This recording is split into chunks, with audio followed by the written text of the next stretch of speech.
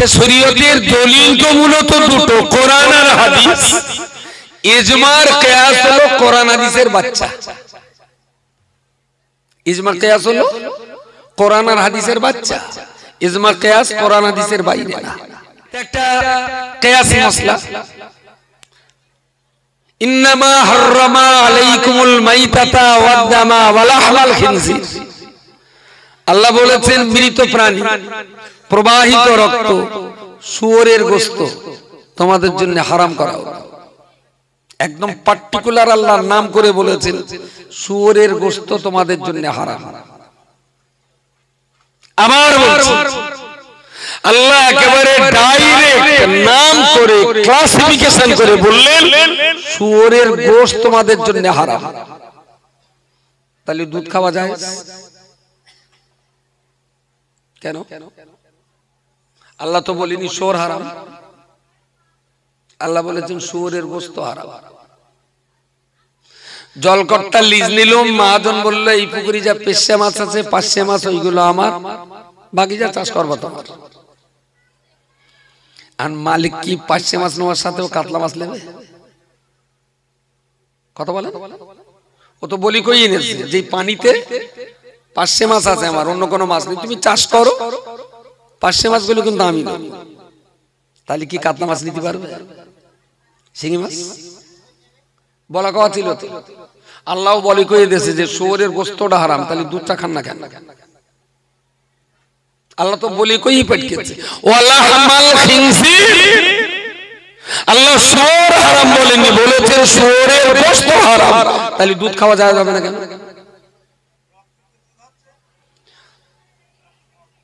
রক্ত থেকে দুধ হচ্ছে এটা তো কোরআনের কথা না, ওটা তো আপনার গাছ উদ্বোধন কথা। শুয়োরের গোশত থেকে যে দুধ হচ্ছে এটা কি কোরআনে আছে? দ্যাট ইজ ইজমা।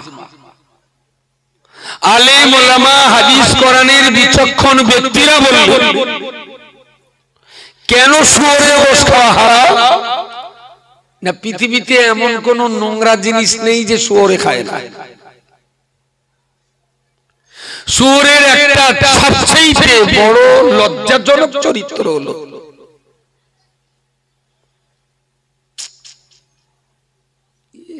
কালকে আবার আগুন লাগবে, রদ করার কোনো লাইন।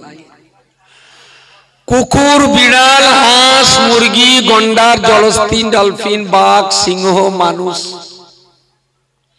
পুরুষ যাকে পছন্দ করে, কোন পুরুষ চায় না যা তার সঙ্গীকে অন্য কেউ ব্যবহার করুক। কিন্তু শুয়োর ব্যবহার করার সময় যদি আর একটা শুয়োর আসে একদম আনন্দ করে ছেড়ে দেয়, ঠিক আছে ভাই তুই আগে এলে আমি পরে লোয়া। শুয়োরের ভিতরে এই চরিত্রটা খুব বিদ্যমান। গরুতে হিংসা আছে, বাঘে হিংসা আছে, কুকুরে হিংসা আছে, বিড়ালের হিংসা আছে, আর মানুষের হিংসা তো প্রথম আসমান পরিমাণ। ও যে কাপে চা খাবে ওই কাপে আর কারো খাদ্য দেবে না। কিন্তু শুয়োরে ও হয়তো চাটা ধরেছে গালে তুলতে যাবে, একজন বসে এই সালামি খাবে, ঠিক আছে তুইলে আমি পরে লোয়া। শুয়োর এই জায়গায় একদম হিংসা করে না। তার মানে চারিত্রিক মর্যাদার জায়গায় সবচেয়ে নিচে। শুয়োরের গোশত যদি খায় তাহলে মানুষও এরকম হয়ে যাবে, ওর ভাগের মাল লোকের দেখা হবে। যদি বুঝতে না পারেন আবার জিজ্ঞেস করবেন, মাইকের সামনে সব কথা বলতে পারতিস না। আলেম ওলামা হাদিস কোরআনের বিচক্ষণ ব্যক্তিত্বরা বললেন গোশের ভিতরে যদি এই চরিত্র থাকে তা সেই গোশত হাড় জড়িয়ে তবে গোশত থাকে, সুতরাং শুয়োরের হাড়টাও খাওয়া যাবে না। আর ওই গোশতের রস রক্ত চুষে তবে দুধ তৈরি হয়, সুতরাং গোশের ভেতরে যে গুণ থাকবে দুধের ভিতরে সেই বদগুণ চলে আসবে, সুতরাং ওটাও খাওয়া যাবে না। ওতে ওতে আলেম ওলামারা বললেন শুয়োরের চামড়াও ব্যবহার করা যাবে না, পশমে ব্যবহার করা যাবে না, হাড়ও ব্যবহার করা যাবে না, শুয়োরের কোনো জিনিস কোনো কাজে লাগানো যাবে না, মুসলমানের জন্য হারাম। এগুলো ইজমা। ইজমা তাহলে ইজমা এবং কিয়াস এ দুটো হাদিস কোরআনের বাইরে নয়, এ দুটো কোরআন হাদিসের ভিতর থেকেই এসেছে। তবে আলেম ওলামাদের গভীর ভাবনা চিন্তার মধ্য দিয়ে এসেছে। এখন এই কোরআন এবং হাদিস যা আমাদের সামনে বিদ্যমান, হাদিস এবং কোরআন, কোরআন আল্লাহর কালাম, হাদিস হলো রাসূলুল্লাহর মুখ নিঃসৃত বাণী, নবীর ব্যবহার, নবীর বলাটা, নবীর মৌন থাকাটা, সবটাই হাদিস। সবটাই নবী পাকের শুয়ে থাকাটাও হাদিস। বলবেন কি রকম? প্রিয় নবীর প্রিয় সাহাবী হযরত আনাস বিন মালিক রাদিয়াল্লাহু তাআলা আনহু তিনি বললেন, আমি রাসূলুল্লাহর বাড়িতে দীর্ঘদিন যাবত সেখানে ছিলাম, নবীর খেদমতে ছিলাম। আমি রাসূলুল্লাহকে শুতে দেখেছি। নবী আমার ডান দিকে কাত হয়ে কাবার দিকে মুখ করে শয়ন করতেন। নবী আমার ডান দিকে কাত হয়ে কাবা শরীফের দিকে মুখ দিয়ে ডান হাতটা নিজের চাবালির তলায় দিয়ে বাঁ হাতটা দেহের উপরে ছড়িয়ে দিয়ে রাসূলুল্লাহকে ডান দিকে কাত হয়ে শুতে দেখেছি। এতে কিন্তু নবীর একটা কথা নেই, নবী কিচ্ছু বলেন। আনাস বললেন, নবী শুয়ে আছেন, আমি নবীকে এইভাবে শুতে দেখেছি। এটাও হাদিস। হাদিস মানে যে নবী কিছু মুখ দিয়ে বলবেন তারপরে হাদিস হবে না। নবীর শুয়ে থাকার বর্ণনাটাও কেউ যদি বর্ণনা করেন সেটাও হাদিস। হযরত হুযায়ফা বললেন, আমি রাসূলুল্লাহকে দু হাত দিয়ে খেতে দেখেছি। খাওয়ার আগে দুই হাতের কবজি পর্যন্ত সুন্দর করে ধুয়ে নিলেন। এবারে ধুয়ে নিয়ে বাঁ হাতে রুটি ধরলেন, ডান হাতে ছিঁড়লেন, রুটিটা ডোবাচ্ছেন, খাচ্ছেন। কখনো আবার গোশতের বাটি থেকে এক টুকরো গোশত বাঁ হাত দিয়ে তুলে নিয়ে ডান হাতে দিলেন, ডান হাত দিয়ে আবার খেলেন। বললেন, আমি রাসূলুল্লাহকে খাওয়ার সময় দুই হাত কাজে লাগাতে দেখেছি। দুই হাত দিয়ে খাওয়া যায় না, খাওয়ার ক্ষেত্রে দুই হাতকে কাজে লাগানো যেতে পারে, তবে খেতে হবে ডান হাত দিয়ে। ওই হাদিসে নবীর মুখের একটা কথাও নেই, একটাও কথা। নবী খেয়েছেন, সাহাবী দেখেছেন, তেমনটাই বর্ণনা করেছেন, সেটাই হাদিস। সেটাই হাদিস। নবী মুখ বন্ধ করেছিলেন, সেটাও হাদিস। রাসূলুল্লাহ সাহাবী আবু হুরায়রা বর্ণনা করে বললেন, আমরা রাসূলুল্লাহর সঙ্গে একটা বাড়িতে মেহমান হয়েছিলাম। ওই বাড়িতে সবার জন্য খাবার দেওয়া হলো, সবার জন্য খাবার দেওয়া হলো। রুটি এবং গোশতের আয়োজন করা হলো। ওই পাত্রে আমরা গোল হয়ে বসে গেলাম। সবাই রুটি ছিঁড়ে একই পাত্রে ডুবিয়ে আমরা খেতে যাব। ততক্ষণে রাসূলুল্লাহ জিজ্ঞেস করলেন, বাবা, এটা তোমার কিসের গোশত? লোকটা বললেন, এটা গোহড়কেল সাপের গোশত। গোহড়কেল দাব, হাদিস শরীফের ভাষায় এসেছে দাব, দাবের গোশত। তো রাসূলুল্লাহ ডোবা থেকে হাতটা তুলে দিলেন। এখন ততক্ষণে আবার কেউ কেউ ডুবিয়ে দু চার গাল খাওয়া হয়ে গেছে। ওরা খাচ্ছেন, নবী বারণ করেন। এরা খায় না, নবী খেতে বললেন না। যার যা টান ছিল চুরি খেতে চাই, রাসূলুল্লাহ খান। আবু হুরায়রা বললেন, একই মজলিসে একই পাত্রে রাসূল সাহাবীদের সঙ্গে খেতে বসলেন। কেউ খেলো, নবী বারণ করেননি। কেউ খেলেন না, নবী খেতেও বলেননি।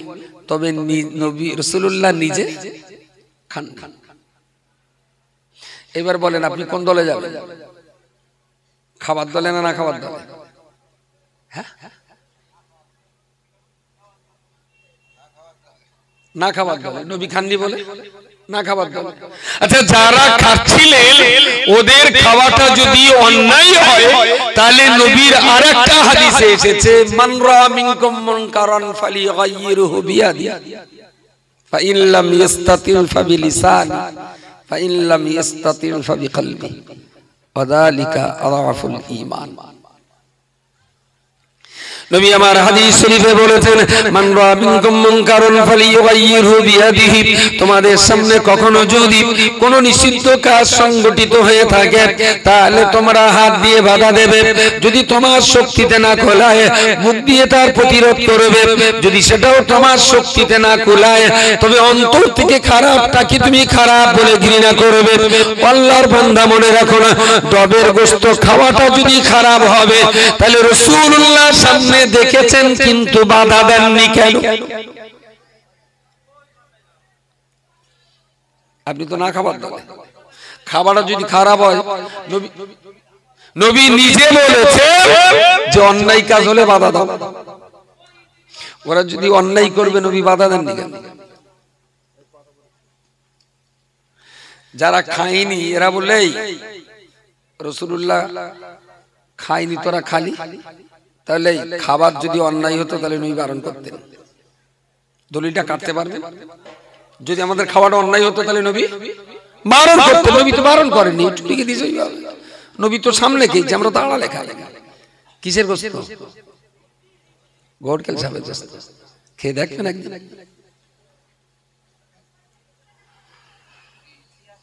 এরা বলছে আমরা খেয়েছি, বেশ করেছি, মোটেই অন্যায় করিনি।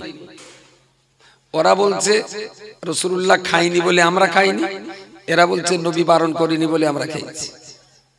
কারোর দোষ দেওয়ার কোনো লাইন আছে? দোষ দেওয়ার কোনো লাইন নাই।